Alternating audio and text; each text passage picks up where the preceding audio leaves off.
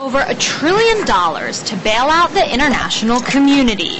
That's why world finance ministers are all in Washington, D.C., trying to determine what to do with all that cash promised to the International Monetary Fund and World Bank.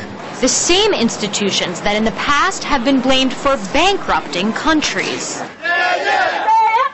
And that is why these people are here. Well, this protest is mainly opposed to the policies of the IMF and the World Bank, which impoverish other countries. They're predatory lenders. They prey on countries that are down on their luck and that are in debt, and they give them loans in ways that completely transforms an economy from one that might have had the potential to work for people to one that works for banks. Critics of the IMF accuse it of raping resources from certain African countries, such as the one Finance Minister Don Malavo is representing. Especially coming from Africa, we like to know how we can restructure the IMF so that it can comply, can follow the guidelines of the needs and the interests of the international community. And speaking of guidelines, protesters here are speaking out against this controversial institution and the very economic system that they blame for the collapse.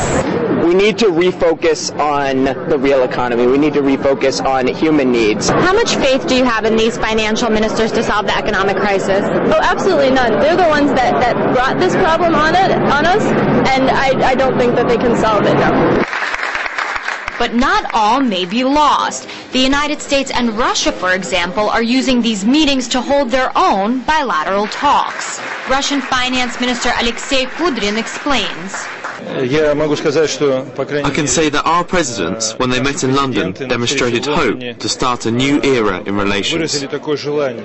But this new era might not include all the buzz about a world currency. The time for discussion has come, but the time until a new currency is still far ahead. New currencies, bilateral relations, and determining how to use an unprecedented amount of money to solve the world economic crisis. Looks like these financial figures have more on their plate than they ever bargained for. Dina Gosofsky, RT, Washington, D.C.